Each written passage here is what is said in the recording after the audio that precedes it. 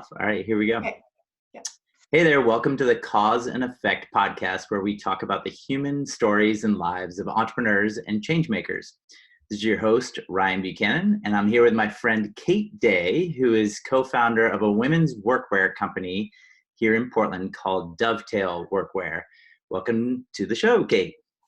Thank you, Ryan. I'm so glad to be here. Happy Earth Day. Yes, exactly. Yes, this is a great way to celebrate it. Totally. Thanks. Especially since, well, we'll get into it, but I think gardening is kind of the source for the idea of your company. So we'll get into that in just a second here.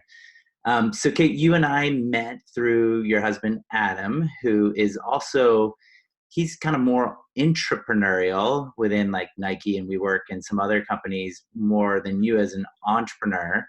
But this podcast covers entrepreneurs like you who have a positive effect on their community. And what's fascinating to me is I didn't even know that this community that you've kind of created and culminated together of, you know, women gardeners and people who like to work outside and with their hands and all of that, that also want to be able to go to the store and look good and all of that,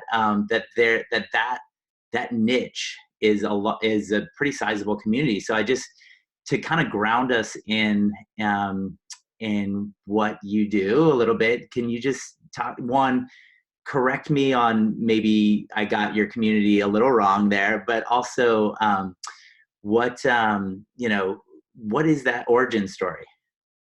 Sure. I'd be happy to talk about it. I think if it's okay with you, to start with the origin story makes more sense because then the community has flowed out of that. And so to just begin with the personal point, before it was community and it was purely an individual kind of experience, I have lived in Portland, Oregon for about 10 years.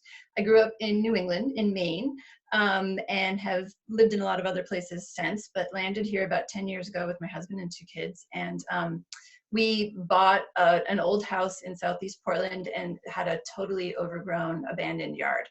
And so my kids were young and I was doing some consulting, but pretty much in any spare time, I would work on my yard and found how much I loved it. It's not the first time I've worked in gardens and on farms and with the earth, but it was like my own piece of property for the first time. So I was really passionate about it. And then as a new transplant to Portland and the West Coast, to have the joy of realizing how much everything grows here compared to New England, where it's much colder and the winters are much longer, and see crocuses and leaves budding starting in February. It was just like this. I mean, it just hit my soul in all the right places. And so, yeah, I definitely expanded on my green thumb. And so then my kids were young, they were in a public school here. I did the usual mom PTA thing and was volunteering. And of course, it was another great network of amazing individuals, a lot of women.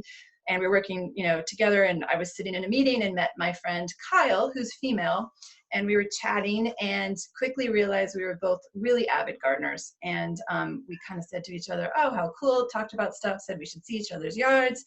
And I had been thinking about taking a master gardening class, and Kyle mentioned it first, and I was like, oh, I'm totally thinking about that too. And it was the beginning of what has become a really rich and amazing partnership on many levels. But we did take that master gardening class together, and more or less in that meeting, when we were strangers to each other, but realized we had this common bond around plants and gardening and design, formed a business, and it was called Moxie and Moss Landscaping. And after the master gardening class, we had sort of run out of room in our own yards. And Kyle used to say that she had pretty much spent all of her money already on plants and she needed to somehow make some money. And so we just kind of put the word out there in our community that we were starting a design build landscaping company, and it really took off. And it was one of the best jobs I've ever had. It was amazing. In Portland, everything grows, and people have constant questions, and some people are really great with it, and some people don't care, but want a nice space or feel really clueless and want to get more involved. So there's all these levels of assistance that you can provide, and we also really enjoyed doing the design work together. She and I were very complementary in our skills, and so this wonderful business grew really quickly. and we were thrilled, and it was great. And that went on for a couple of years, and this was probably like started 8 years ago or so. But the one big problem, honestly, authentically, was our workwear. And even in the very beginning, when we were like sitting down and getting our business license and doing some of the like really simple little brand work, we never had a website or anything, but thinking about how do we show up as two women? This is our business. We want to put our best foot forward. What should we wear? And you know, Kyle had done even some internet research, and we'd gone to some stores, and we really didn't like anything that we saw. And I'll kind of get into it a little bit more, but I've grown up in workwear a lot of my life, and you just wore what you wore. And there was very slim pickings in the market. Kyle is super petite. So that was an added layer of complexity because she couldn't even really find workwear in her size. So she often actually would buy what she needed for our job in the boys department. And then a lot of the stuff that was being marketed to us was pink and purple and had flowers on it. And that was so not our style.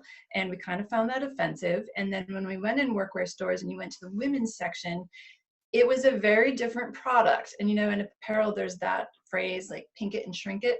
And that is what was being done to the women's workwear. It was not as rugged or as high performance. It didn't have as many features as the men's. And it was generally almost always poor quality fabric. It was more in these like traditional colors. And then when you wore it, it wore out quite quickly. It was never very well built. So this was just a super annoyance, but whatever, you know, that was that. And we just kind of carried on. And landscaping is far from the most physical work in terms of the range of physical work out there, but you have pretty, you know, rigorous days. Sometimes you're really hauling mud and dirt and moving big plants, but then you're also meeting with clients and contractors. And so it rubbed me the wrong way that I didn't feel professional and I didn't look professional, but I was trying to act like a professional. And so, and then adding insult to injury, of course, like everyone, we have many aspects to our day. And so we'd be in our workwear for our jobs, but then I'd need to go pick up my kids or have a personal meeting or a social event. And I would always make time in my day and go home and take that workwear off because I didn't want to be seen in it. It did not feel empowering. And it wasn't really because it had dirt on it. I was quite proud that I had started this landscaping company, but I hated how I looked in it. So that was also an annoyance. And then our good friend, who was our third founder of Dovetail Workwear, Sarah, was on the PTA with us. So we were personal friends first and shared, you know, our kids in school. And she hired us to do her yard. And we got to talking and got to know each other better. And peeling back the layers, she's pretty modest. She's worked in apparel for 30 years. So that was when we said, hey, could you help us make a better pair of pants that could be like our uniform for our landscaping business? And she was like, yeah, totally. I can do that, you know, with my eyes closed more or less. And so, but she's very rigorous. And so she showed up with these incredibly beautiful denim swatches that had stretch in them. She introduced us to a pattern maker in Portland. It's called Portland Garment Factory, and it's a women run, really. Britt Howard. She's a friend of mine. Britt is awesome. Beyond awesome. Yeah. Currently making PPE and, you know, masks and doing the work. So yes, that was our first pattern maker. And so, and there was no timeline and there was no business intent behind it. So we geeked out on that for like a year and just spent time like making this perfect pant. And for us, and it was called the Maven. It is the Maven. It is still very much in our line. It was our first pant. And it was what we wanted as landscapers. And so we made a slim pant that didn't have any extra baggy fabric. Like I said, it had stretch. It had all these different pockets that we placed and put in you know, where we wanted them to fit our gardening tools. It looked good on, it looked fashionable and stylish so that if you didn't want to work in it, you still felt comfortable going out for a beer in it. So that is the origin story of it. And basically where it started to pick up a little bit of steam was after we finally went through that pattern process and had fun. Sarah made 3 pairs with a factory that she knew and in our sizes. So they were like these custom pants and they were great.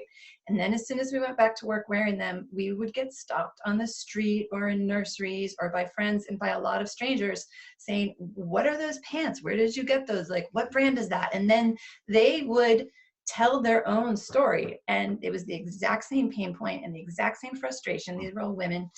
And so that was like oh, it just kept happening and happening. And Sarah said, why don't we, I can make 20 more pairs. Let's do a little focus group.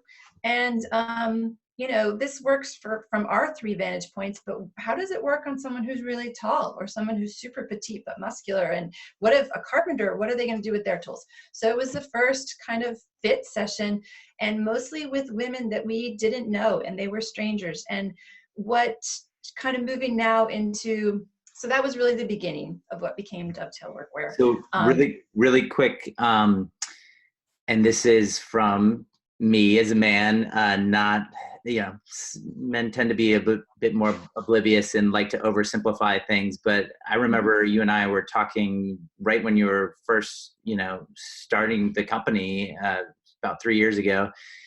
And when you were pitching to investors, and I know you have at least one male investor, did you ever have to like oversimplify it of like, hey, this is kind of like Carhartts for women, but different? Or like, yeah, did you ever put yourself in a box at all? Or I don't think it's oversimplifying it, or it's even a gender thing. I think workwear is such an interesting category. It has been dominated by Carhartt for decades. It is truly a household name. It has a really proud American heritage. It's really associated with blue collar and the families that wear it, and it is whole families that wear it. Their father wore it, and he was a proud union member, and their grandfather wore it. It's a remarkable brand, and they've done amazing work and make very good products for men. So I think it's very normal. We do say it a lot, like we're making the Carhartts for women, because everyone instantly gets it.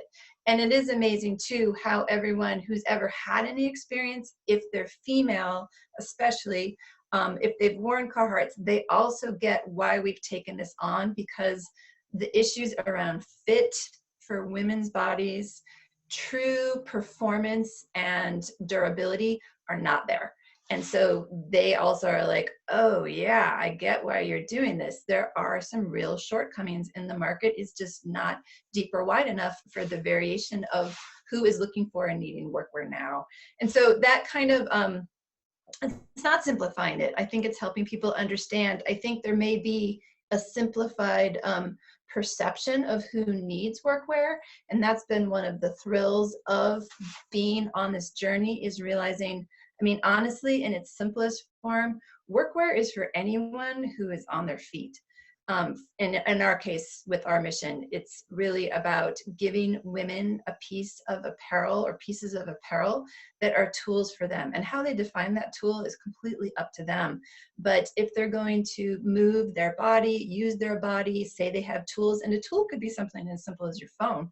A tool could even be, you're a mom and you're with your kids and you have a granola bar and your keys and your phone, and you want to actually have them in real pockets that are on your body instead of on top of running around, around your 2-year-old. You don't have a purse or slamming in your side. Like, the definition of workwear is, I think, where we're really trying to push, not even push the envelope, but just recognize what everyone is doing, and that workwear isn't a special niche category, and you don't have to be a blue collar, iron worker or journeyman to wear it, whether you're a man or woman. It's just sort of having pants that have enough quality and build in them and have real integrity and technology in the fabric, so that it works in this modern day, in our 24/7 lives that involve so many things. And so we don't really want to put it in categories for people. We just want to say, we're here for you, and we support whatever you want to call work.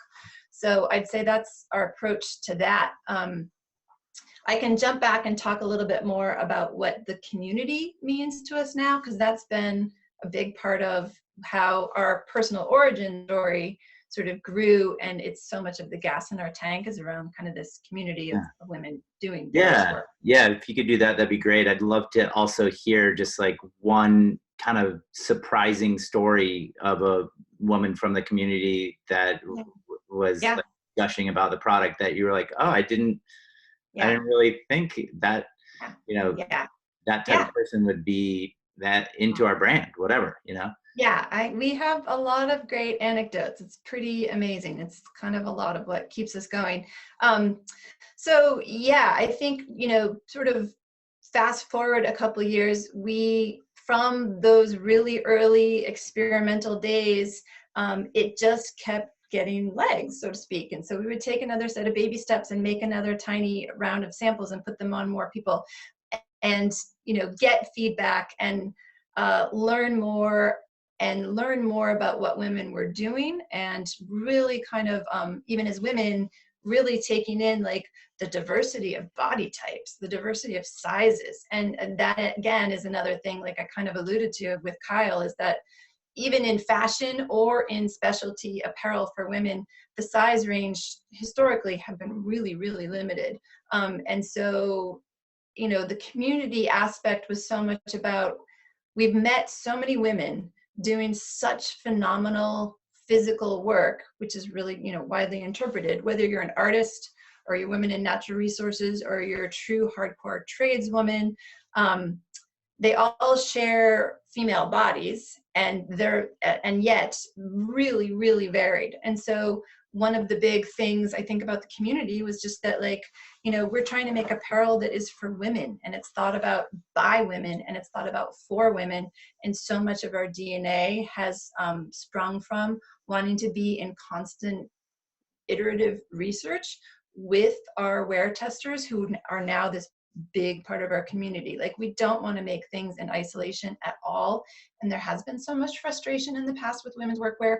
If we're going to do this much work and work this hard on this, we don't want to put anything on the market that is, genuinely disappointing or has real shortcomings or has this message like, oh, you don't really work, do you? Like, it's got to be legit. And so we have kind of come up with a phrase we stole from another workwear company, a great workwear company for men called True Work. And they refer, especially to people who are in trades, as industrial athletes, because they're doing insane physical work. And we know lots of women now that are these industrial athletes. And that's been the joy of the experience in the community, is to see some of the crazy physical work that women are doing that really go against, our social stereotypes, non-traditional jobs. And so whether it's friends that are building, a woman named LaToya that we met in New York, who's just all sass, but she's building the skyscrapers of New York, literally, like that city's built by her hands. Or there's this woman that we've met who used to be a professional rock climber, and then she turned that skill set into, now she scales the 300-foot high wind turbines and fixes the mechanics on belay. And it's totally, even the pictures of her, completely freaky. And it's a super intense job. Whether it's carpenters that are like custom master carpenters that are amazing at what they're doing, whether it's metal sculptors that are working with heat and fire and very intense big pieces of metal and tools. The array of physical work goes on, and is super impressive. Makes marketing your product pretty easy to have these amazing women to just highlight what they do, right? From a marketing standpoint. And we all been very hard in that way, because we're just putting a spotlight on them. We don't have to make any of it up. We don't really have to make the words. And again, it kind of gets to the idea of community. We've just come in and basically tried to acknowledge what women are doing and what they need, and that they're really inspiring and they are leaders. And of course, many things about what they're doing are super hard, but that, like, we're here. And then there's women, just like them in some other, in Tennessee doing the same thing, and they're not alone. And so it's just sort of like, it's like taking a spotlight and saying, look at this. We have this woman in LA who's a stunt woman, and she needs super, flex in her fabric. But then she's on sets, so she has tools in her phone. And, it's just like really turning a lot of, it's of the moment, but it was never intentionally of the moment. It's really defining stereotypes and saying, looking at what these women are doing. And sometimes it's super tough and they're not perfect at it, but it's really impressive. And so that's the community. And so then we just tap into them all the time for their feedback. Like, what do you want? What's disappointing you about our product so we can make it better? And just constant conversation. So the community's been amazing. Two individual anecdotes, I would say. One we always go back to, that happened in the very beginning when I said that first round of 20 pants that Sarah made, and we invited a bunch of women that we'd met on the street. We met this woman, Mercy Shama. She is here in Portland, and at the time she was a residential carpenter, very good one. She's African American. She's 6 feet tall. We were delighted to have her come because she was so tall, and so we wanted to see what like a longer inseam did on her and where she would put her tools. Now she's actually the executive director of an NGO that supports diversity in the outdoors. So she's really wears many hats. But we were doing that sort of, focus group, and she turned to us and put on, this new pair of pants, the Maven, the slim pant. And she said right to us and looked in our eyes, said, this is the first time I feel like anyone ever made anything and they were thinking about me. And it was like pretty intense. Yeah, that And gives me the chills a little bit. yeah, it still gives me the chills. Like, it was completely exhilarating. And then also like the scary side of like, oh my God, we need to do this and we need to do it well. And The we've world had can't not go any longer without your product and your brand. Yeah. It's 2020, and your apparel in these situations is literally a tool, just like you wouldn't buy a cheap tool to do a good job on something or have craft or safety. Even the apparel is a tool, and in many cases what women have been wearing have been these big brown baggy pants that are based on a men's cut, and it is literally issues of safety and productivity that slow them down, not to mention how much that affects consciously and subconsciously. You don't feel accepted, you don't feel acknowledged, and so therefore you're definitely not as empowered and sort of doing your best and whatever that work is. So it's an enabler into a whole lot of really important things that roll up into dignity, I guess is the way of putting it. That's amazing. Well, we're going to shift gears from this amazing community you've built and just a community mindset into your personal story. And so want to hear about, now I know you grew up in Maine, right? So, what kind of activities were you into as a little girl, say 6, 8 years old, and kind of give me an idea of your folks and your do you have siblings, and that whole, what was it like as a kid in Maine? I had a very good childhood. I'm very lucky. I mean, I had I sort of grew up in a suburban upper middle class family, a lot of privilege. And I think it's important to say, especially when you're talking to entrepreneurs about their businesses and their life trajectories, like I've had very little resistance in my life, and I've had hardships and challenges and things that I've had to work through. But my family life and my upbringing was really strong. My dad was a pediatrician, and my mom was the town librarian. And Maine, especially when I was growing up in it, even though we lived right next to the biggest city, Portland, the other Portland, it was still like my graduating public high school class was 70 kids, still really was not rural, but little. And a very beautiful place. It's so true what people see and hear about Maine. It's a truly beautiful place. And it is really much more off the grid than a lot of other places that are sort of more, central or urban. And so even though it was a suburban existence, being in Maine, there were real caveats to that, I think, that have really affected who I am. Like, you're in beautiful nature all the time. It's always a stone's throw away. We lived on the coast. I mean, we lived in a, regular family kind of neighborhood. It wasn't anything super fancy, but nevertheless, the ocean was right there and you could see the islands right off the coast. And so my grandfather, who lived near us, had a boat. And so we were out on the boat a lot. We skied. We were just outside all the time, and that, certainly I think got in my blood early on. Both of my parents being sort of like the librarian and the doctor of the local town, like that aspect of just your work is a part of your community and your community is your work.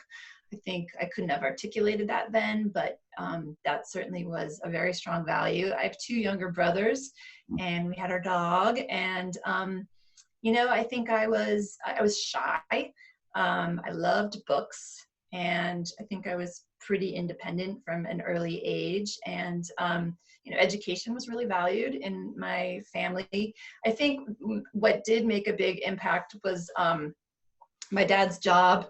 And I think it's gotten somewhat better now, but he was still kind of that era where like being a pediatrician, number one, it's frontline primary care, and his call schedule was nuts. Like he would, he just worked for decades, honestly. Like at night, I remember frequently he would miss Christmas and Easter, and that was just how it was. And then he would, even more or less to the day he retired, he wouldn't have time to do his charts, and it was all still paper charts when he was in business. And so he would be up at like 5 a.m. doing his charts. So his work ethic was pretty out of sight.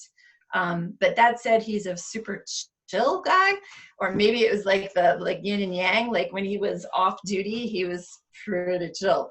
But I think I really took that in. And then my mom was, in a lot of ways, like really the primary caregiver.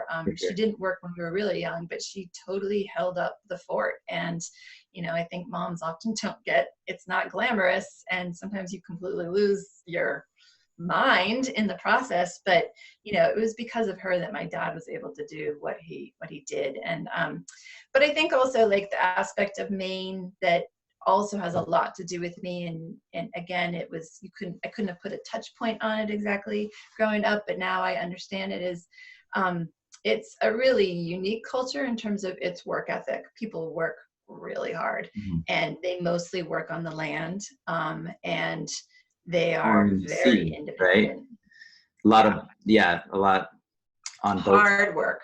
Really hard, because the physical weather work. is So hard. So the weather is hard. The winter is long, and like it's glamorous to talk about being a lobsterman and so forth, but it's brutal work, and you really only have yourself and your body. And so, once I started having jobs, when I look back, I've never been kind of to the level of hardcore physical work that some of the women we help now do, but I always did really have my hands. I always really worked with my body too, and used my hands and liked getting dirty and really liked physical intensity. And so my jobs even starting when I was a teen, I had a teacher who asked me to join his construction crew out on an island, and I was the only woman on the construction crew trying to, prove myself and keep up and do that. And it was exhausting. I had a close connection with an environmental foundation in Maine that I went to school at for a while. I also worked at their summer camp, and it had it's still existing. It's called the Chwanky Foundation, and amazing people that work there, probably mostly people who are Ivy League educated, very high performance, wonderful, well-rounded people.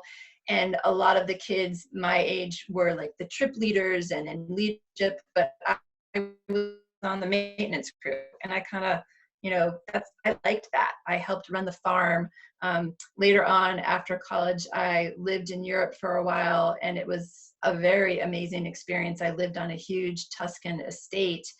But again, it was like we used to call ourselves the serfs, because it was tons of really hard work. We were like the crew that lived there and kept this massive crumbling castle and like 3,000-acre estate kind of intact, which is impossible. But we were building stone walls and out in the like noon heat, like cutting the weeds with scythes, and it was hardcore. Yeah. So I think I don't want to get too far ahead of ourselves here, because we're going to get to a lot of that. But I always like to ask this question just to see how kids dream and to see if the dream is anywhere close to where you are now. But like when you were a 10-year-old girl and an adult asks you, what do you want to be when you grow up? Well, like what was the split second decision? I think, I don't think there was anything like super clear to me. I was thinking about that when you sent those questions, and I think I probably just wanted to be like my dad, you know, like I think I wanted to be a doctor. And when I started college, I did do pre-med for a little bit. So I think, but it was probably less, I mean, I guess I've always, I like people, and I see that as such a human to human job, and it's a caring and nurturing job. I actually wound up getting a degree in education, but yeah, I think that I really identified with him that way. And so that was my aspiration at that time. Mm-hmm. Cool. So, and in high school, you just have such a dichotomy of interest with, mom as this bookworm, dad as, this hard, like always working doctor, and you had these younger brothers. But like, were you hanging out with, you know, just like the theater crowd or the nerds, or like, because you said you were a bookworm too, or also the athletes? Like, what was your, or did you kind of find a way to connect with everybody? Like, what Yeah. what group did you? All of the above. Yeah, Yeah. for sure. I mean, I do think that is one of my skills. Is I'm not a judgmental person. I'm not kind of defined by boundaries very much, and there's things in all of those groups and all of those people that I was drawn to. I was in theater, but I was in sports. I was a good student, but I could kind of hang with any of the kids and go do whatever and get in trouble. Like, it was just, I was, I guess, kind of well-rounded and adaptable enough. And I think that's still one of my traits, is I just really enjoy people in any form. And I'm not really a judgmental person. I'm very interested in people's stories and try to just hear from them. And so I think it was just, I kind of dabbled in lots of different things, and so just enjoyed that, and wherever that would take me. So yeah, I think I was a little bit of all of those things. Yeah. And so then you went to Cornell, and the little bit of research that I was able to pull up there, like maybe during summers in Cornell, but I know like your sense of adventure, and it's funny, you're talking a lot about work, but you also have a huge sense of play. Yeah.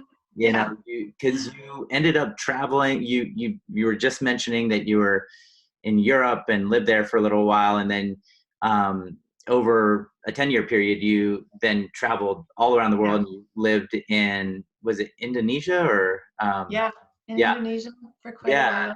Yeah, and I just it's a non-linear path. That is true. Yeah, and so this question comes from a place, like for me, I had this huge amount of independence through travel and adventure, and working a summer as a night janitor in Glacier National Park during college summer, and then that indirectly led me to Oregon, and I've been here for 24 years. But I guess the question is, typically in that 18 to 24-year-old range in our lives, we either go through some really hard obstacle in our family or in our lives in some way, or we go through something that is incredibly gritty and independence, like really is formational. And so I just wonder, was that, which was it for you? Was it a combo of both? Like, was it this, international adventure and travel and working abroad and all of this, or did you also have, a really tough obstacle you had to overcome? Yeah, again, I would say it was both. When I went to Cornell, I was a good student, but I told you I was also from this tiny little school. And so then I went to Cornell because it was so different from anything I had ever known or seen in terms of education, but it is huge. And once I got there, I discovered it is so insanely competitive. And some of the brightest kids from New York City and New Jersey and the nation. And so that was probably one of the first times in my life when I had real major challenges and obstacles. Like, I did not do well. I told you how I started out pre-med, bombed, like just like, so couldn't hack it. And it was super, super rigorous. I mean, the whole intent was to weed out like 3/4 of all of those kids like myself that wanted to be doctors. And I probably could have been a doctor, but at Cornell and in that setting, there was no way. Well, just real quick, I got scared I never even applied to Cornell because it was kind of known as like the suicide school, because Yeah, that's all you true. jump off of these cliffs Yes, outside of yes. Ithaca or whatever in New York. Sadly, Like, there were several of those while I was there, and it was a true pressure cooker. That part was rough. I think it was a lot of people who maybe wanted to go to other, the East Coast thing and Ivies is a whole like rabbit hole. But I think there were many kids there that maybe wanted to be somewhere else, and Cornell seemed like the second, option, best option. It wasn't Yale and it wasn't Harvard, and so kids just beat themselves up, and it was so cutthroat. And then, of course, because it was such a intense grind, the party scene was as intense, and everyone was, I mean, the Greek scene was nuts.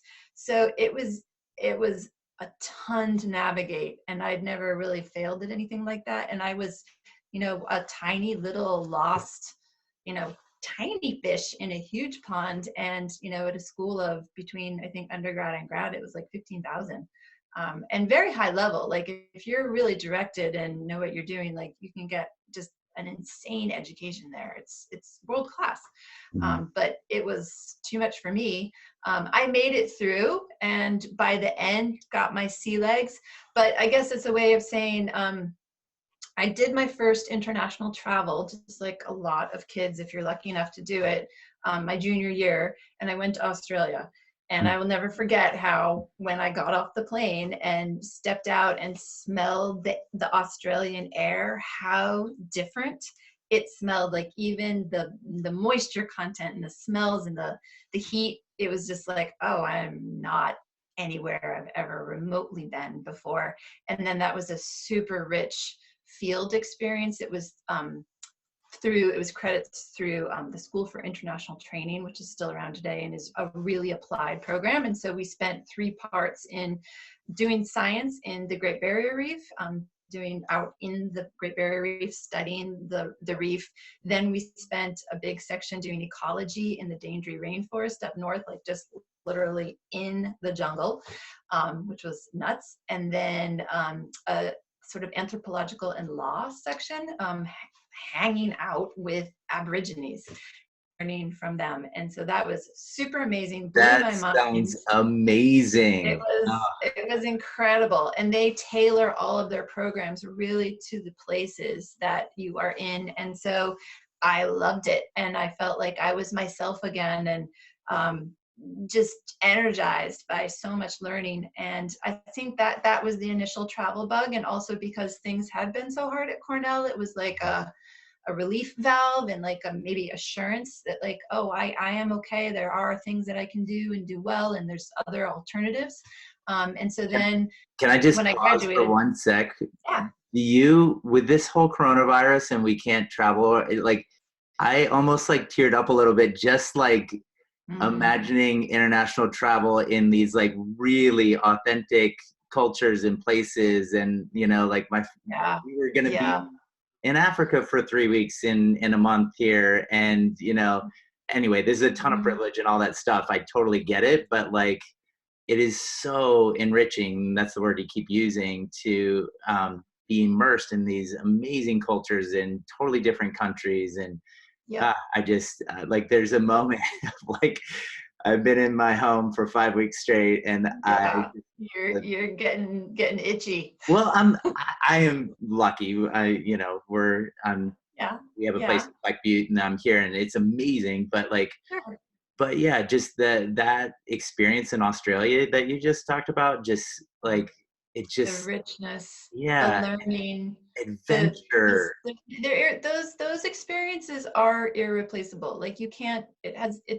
If everyone could have experiences like that, it would be a better world. And that, I think, I did then go on through all of my 20s to travel extensively, both just like personal travel, and then realized I liked it so much that I ultimately worked, and my husband too, because he's as much a traveler as I am, to get careers abroad. We thought we would maybe live overseas, forever. But I think the whole point is that like you learn so much about yourself, and you learn so much about what the construct that you've been raised in, right? And you get so much perspective on your own perspective. And I think the thing I always really feel a lot about travel is, especially as Americans, unfortunately, we tend to be isolationists. We're certainly in a period that is, that way. And there's always so many bad headlines, and like it's the other, right? The stranger. When you don't know the stranger or the other, you fear it.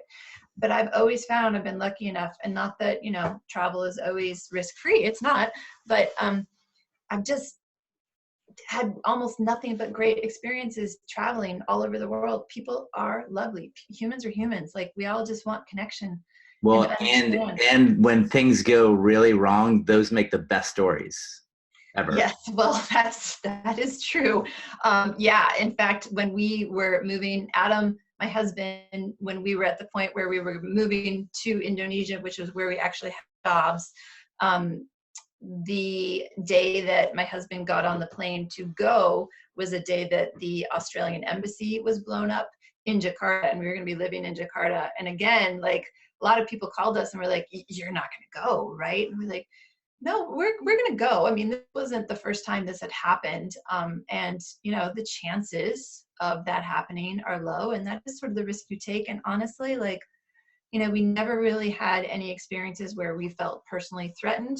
And the richness of that culture and the wonderfulness of those people, and it was worth every bit of insecurity or risk, because it was the most rich, amazing, profound experience to be a part of that culture. It was very misunderstood. It's a Muslim culture, but they had a woman president like 15 years ago. So it was a fairly progressive version. And, the people were amazing. Amazing. And so most of my, travel experiences, Australia kind of like, got that bug going. And then Adam and I sort of were in a very odd long distance relationship for a long time. And his visions of himself when he was a child were of traveling. He had just this, I don't know where he got it, but had very clear visions about how he wanted to travel. And we started dating right as I was graduating from Cornell. And he was also at Cornell, but was younger and wasn't very happy either, and took a whole year off and went down to the Panama Canal, found a sailboat passing through the Panama Canal, asked if he could crew on it, and it was a couple. And then he sailed across the Pacific, crewing for this boat and couple, and then got to New Zealand, and then was a sheep herder and a couple other things. And it was kind of nuts. And I was like, I'm not gonna sit around and, number one, wait for you, and number two, not have like my own stories. So that just kind of spurred me. And I was like, I gotta keep up. So, and we weren't even sure how we felt about each other. So it was kind of like, oh, good riddance, now I'm going to go do my thing. And so we both traveled a lot and had a lot of, really incredible personal experiences, but that bond around the desire of travel and our own love of, curiosity and learning new things, and not really ever feeling afraid in that context, but often more inspired, was something that we really shared and eventually figured out how to do together. So yeah, I love that friendly competition. Like, I find that most entrepreneurs are competitive. So I'm very competitive. I think probably maybe it used to kind of be hidden. People might not think that about me initially, and it's more kind of like a within kind of thing, mostly like with myself. But yeah, I don't like to lose. So and that is very true of entrepreneurs, isn't it? Yeah. So you've been in Portland for 10 years. Are you like, how are you not getting bored? I mean, I love Portland, but that is a long place for you. It is. It really is. I never would have guessed. We very much intended to have careers abroad, and when we lived in Indonesia for 5 years and had very interesting professional experiences there, and then I actually had a job in Bangkok. With the Rockefeller Foundation, and was really excited about it. And so we were ready to leave Indonesia and do something else. And actually, to tell you the truth, when you do start doing kind of the expat life abroad, coming back to work in the United States seems very daunting. I mean, number one, it's hard to do a job search, even in your own town, much less when you're overseas. People don't really, who are you? And the financing is very different. Like it can be very economically beneficial to be overseas, because it's, in our case, we were living in like a hardship post. And so you that's part of your package, is to cover like your car or some of your rent and things like that. So trying to, get back to the States wasn't even a conversation. But Adam had this unique situation arise where he got an offer with Nike's foundation to essentially continue the same kind of work that he was doing in Indonesia, but in Oregon. And we had been to Portland a few times because I worked for Mercy Corps in Indonesia. And so I would come back occasionally to meet with their headquarters staff, because their home base and headquarters is in Portland. So we had a sense of familiarity, and then total fluke that we had our honeymoon here when we were married. And so we were like, yeah, we like Oregon, and gosh, this is a chance to go back to the States. Like, this is, what's the chance? So we said yes, but completely assumed that, like everything else, it would almost be like a posting, and we go back and do it for a couple of years and then go back abroad again. And we still talk about going abroad, and I think we will at some point. But then all of these things happened, especially, Adam really loved working at the foundation, and then wound up moving over into Nike and had a really rich experience there. And then all this stuff happened with me, with my landscaping business that I loved, and then Dovetail Workwear, the serendipitous, crazy path. And it's been so rich for me and so gratifying. And we have a lot of really good communities here.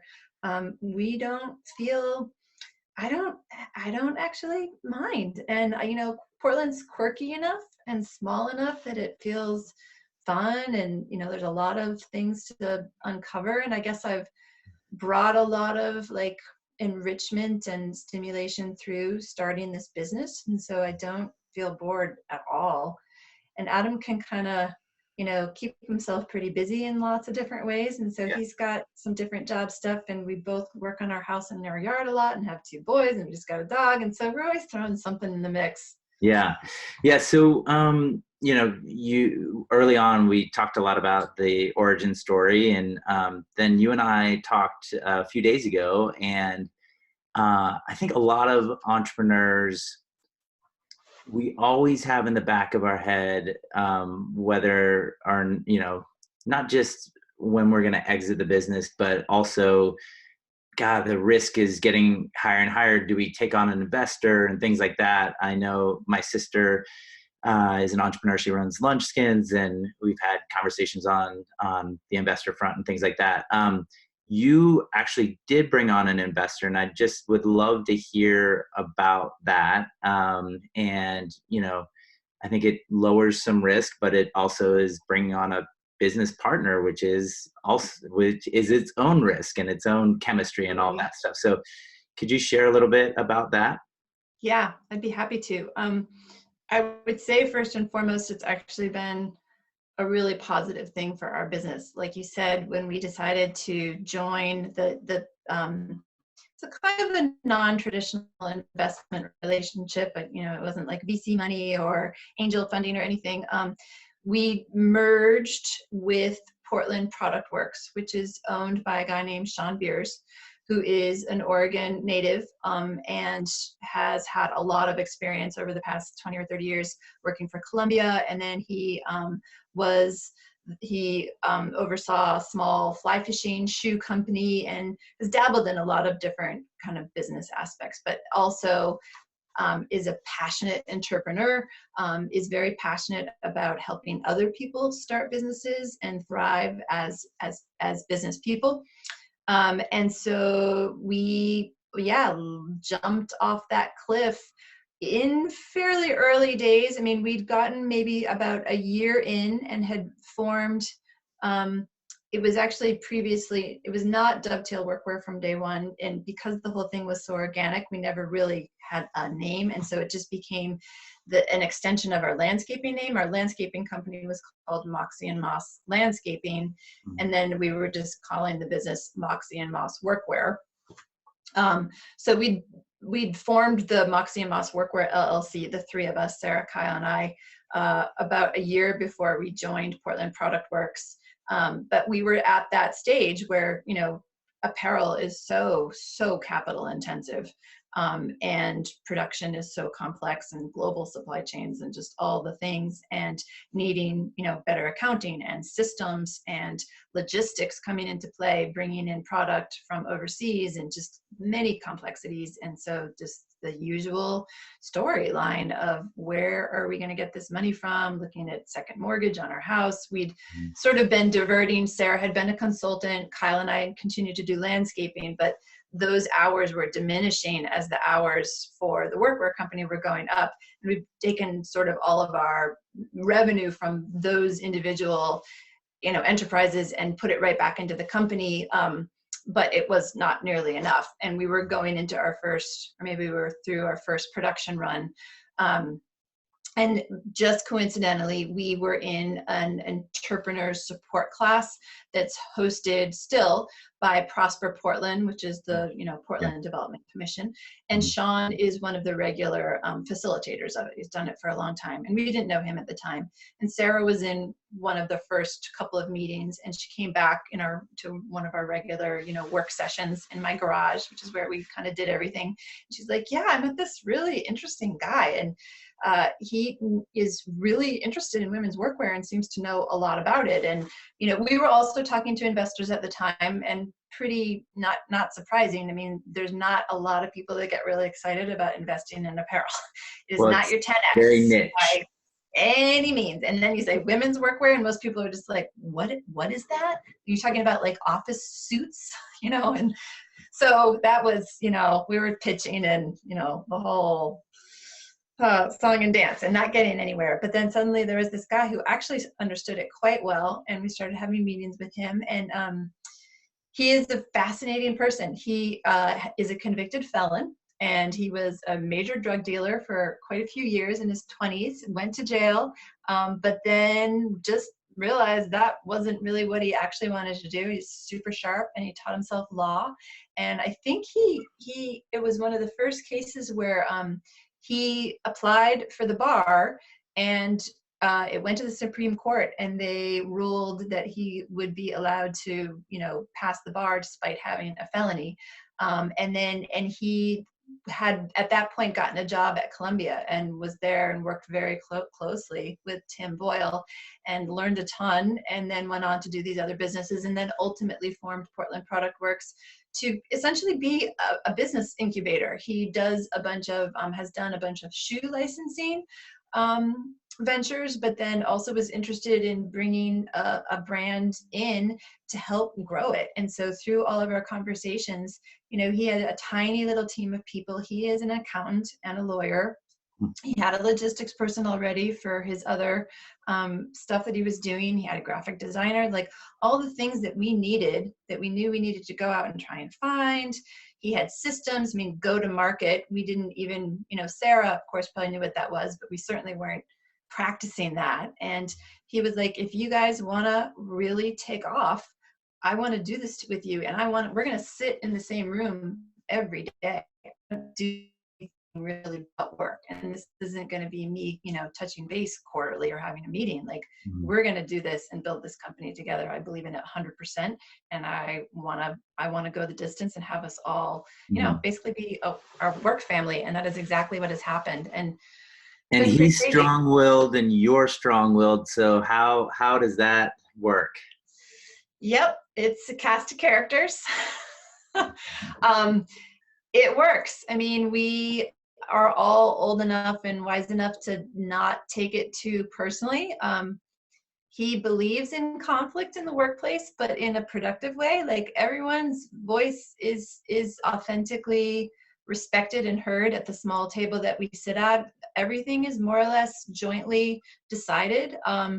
And we agree to disagree sometimes, and and that's, I like that. Like, it's a process, and you have to argue what you were arguing, and sometimes it takes a long time, and sometimes things are really obvious. And I think that's a big part of why it's been super satisfying, is we're all learning a ton. No one has a lot of ego, which is such a blessing. We have really complementary skills, which has just been luck, honestly, and fortitude. And we really believe in this company. Everybody does, and we've all made a lot of sacrifices at this point for it. And the mission is, to us, very profound and very compelling. And so, yeah, we might fight some days. We might not always get everything we want. We're certainly not making a lot of money personally or anything like that. But we really believe in this thing that we're building, and we're building it together. And I don't think anybody feels like anybody couldn't be on the boat. It is a good, somehow it has been a really good formula. So that's all the good things. So I mean, so much of where we learn is the stories of the hard things too. So if you had to pick one aspect of your life, whether it's personal, community, family, spiritually, business, one thing, and talk about like one of the hardest, most painful lessons that you had to kind of Well, there's a couple I could draw from, for sure. Just this one specific story. Yeah, I mean, well, one thing in my childhood that I think shaped me a lot, it's not like something I chose or at least initially consciously learned from. I had really, really severe asthma as a kid, and was on tons of meds that aren't even on the market anymore, because I think everyone realized they were really bad for you. And the worst part of it was that I would wake up in the middle of the night in basically like in complete shutdown. And my lungs would be closed up and I couldn't breathe. And that was super, super scary. And it happened more times than I can even recall. And my dad would have to shoot me with an EpiPen or adrenaline. And it was very traumatic. I think so traumatic that I just buried it for a long time. And I, even now when I talk to my parents about it, my mom would say, like, I would just pop up the next morning and it was like nothing had ever even happened. So it didn't seem like a big deal, but of course it had a big emotional impact. Like I was almost dying a lot. And I think that influenced me a lot. And I went through a lot of therapy, and especially once I had my own kids and they had some health issues that weren't nearly that level of severity, but had small, they both had some breathing and mild asthma issues. And I just went over the edge practically with it. Like overprotective mom, or how did it manifest? Yeah, I'd say it manifested mostly in anxiety. Just fear and anxiety and worry and sleeplessness and insomnia. And I think also it just manifested in that whole aspect of it started when I was probably about 4. And so, the wiring even of like being in fight or flight mode frequently as a young child. And I think, it was also my parents, wonderful parents, my dad, literally a medical professional, but there was no debriefing. There was no therapist. So I think the emotional ramifications were never, dealt with. And so then finally, when I started doing therapy, it was kind of like, no, this is some pretty significant trauma for me. And I think I just, really like felt super alone and super scared. And your body kind of out of body experiences of doing something that it shouldn't be doing and that you can't control, and how horrifying that was. So I think that was not fun, and had a big psychological impact. But I also think, like, through doing good therapy, my therapist also made me realize, like, you know what, you made it through it. Like, you're totally here, and you're very resilient, like kind of physically and also mentally. And so it has turned more into, it's certainly not a point of pride by any stretch, but I think I've learned how to think about it as something that made me, and contributes probably partly to, like, I'm very independent. I do like to be alone. I'm not always comfortable relying on people. I want to kind of figure things out for myself. And so some of it, I think, drives from some of that of feeling quite alone, but also somehow getting through it. So yeah, that was all pretty big deal. Yeah, yeah. I mean, God, it seems like my friends who have sleep apnea, like that's child's play compared to what you're dealing with as a 4-year-old.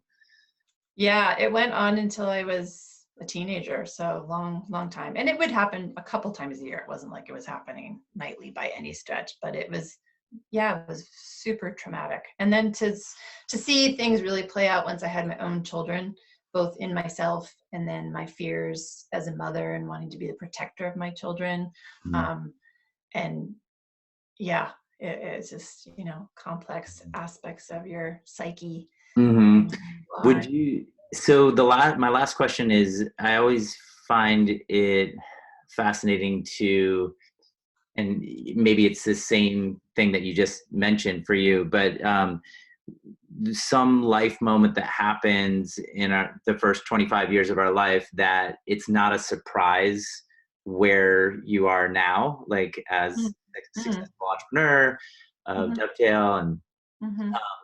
like, and it's typically those resilient or those things of grit or these big independent things that make you feel like, oh, if I did this, I can do anything. It, Mm-hmm.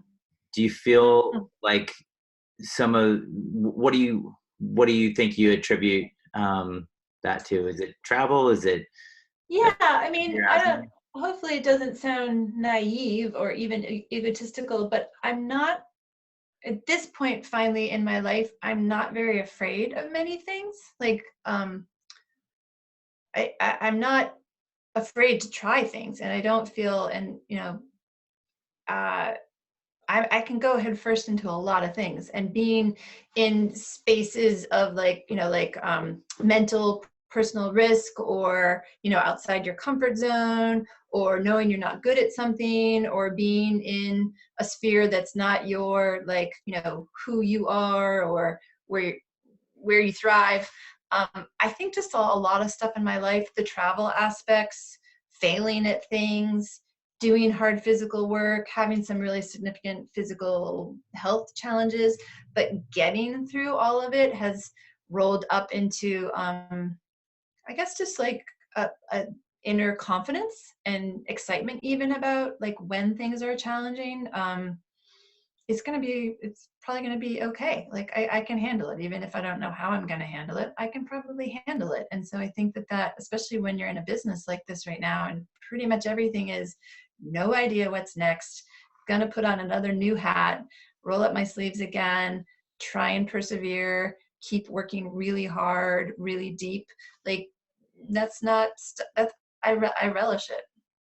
Well, given we're in these incredibly uncertain times, it's really good to have that mindset, because you can't dwell in the fear and anxiety of the unknown so much so that it paralyzes you to do anything. Otherwise, Yeah. it, the company just wouldn't survive Yeah. then. So Yeah. it's good. Yeah. And it's not as though I don't have those moments. Like, Mm. I'm not superhuman. And I think it's, you're tuned in if you're having some anxiety or, feeling of uncertainty, because it is a truly fluid situation we're in. And there's no crystal ball about where this is going to go. And having a business that's really tied to retail, and inventory is very scary. So I do have moments of anxiety, but I also think that we can get through it. We can keep adapting. We can keep asking questions of ourselves. We can keep listening to our consumers and our accounts and ourselves.